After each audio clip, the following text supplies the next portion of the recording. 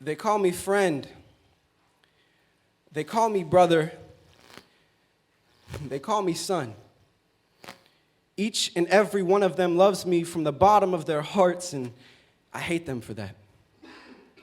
It's honestly disgusting how safe I feel in their arms when they hug me as if they never want to let me go. Please, I promise I would do it so quietly. I would leave all my things in a neat little pile. I would even leave Ohio just so you didn't have to hear about it on the news in the morning. I wouldn't leave a note, but I would write a book instead about all our favorite memories. I would spend my last dollars to get it published and make sure you all got one for free so you can remember me for a few more revolutions. But me, I'm dizzy. I have been sick and tired for as long as I can remember. My feet are still tender from the full field suicides. You and I both know that I can't run forever. My legs aren't so strong anymore. My lungs don't have as much space as they used to. My heart wasn't built to beat for me. It was built to beat for others, and so it beats every day to the rhythm of my loved one's satisfaction. It just so happens that's my favorite song. Yet lately I've been grooving to a different tune. One that gets louder when the moon comes out. Right around the time that the truth comes out that I don't want to hear any more music.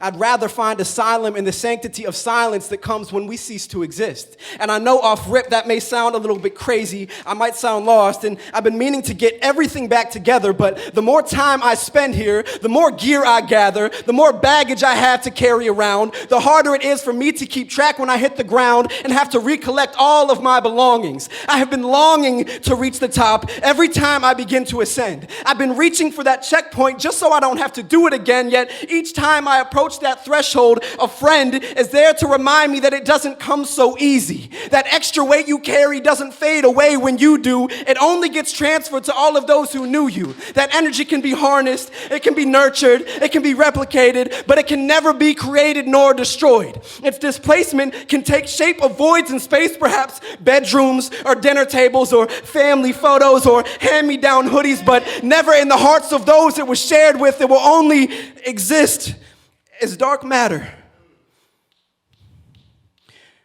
And I'm not sure it's fair for anyone else to have to live with that.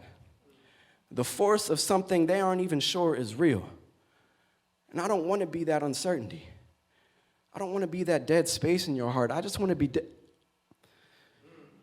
be alone with the earth. And I wish those conditions could coexist.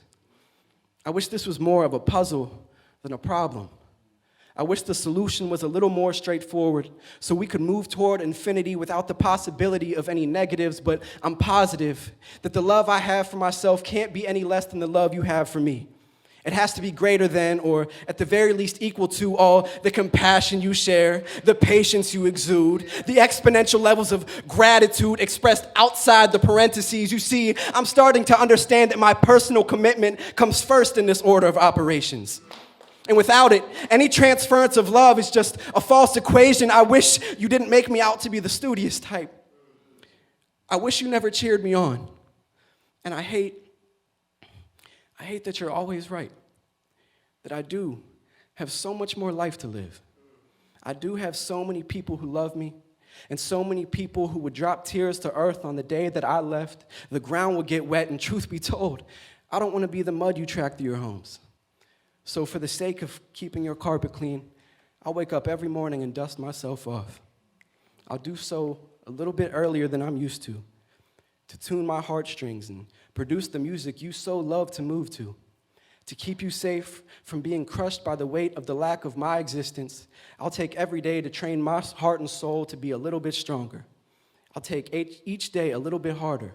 I'll stay up all night if I have to and study a little bit longer, all in the hopes of finding a reason to love myself so I can keep on keeping on, so I can keep on loving you.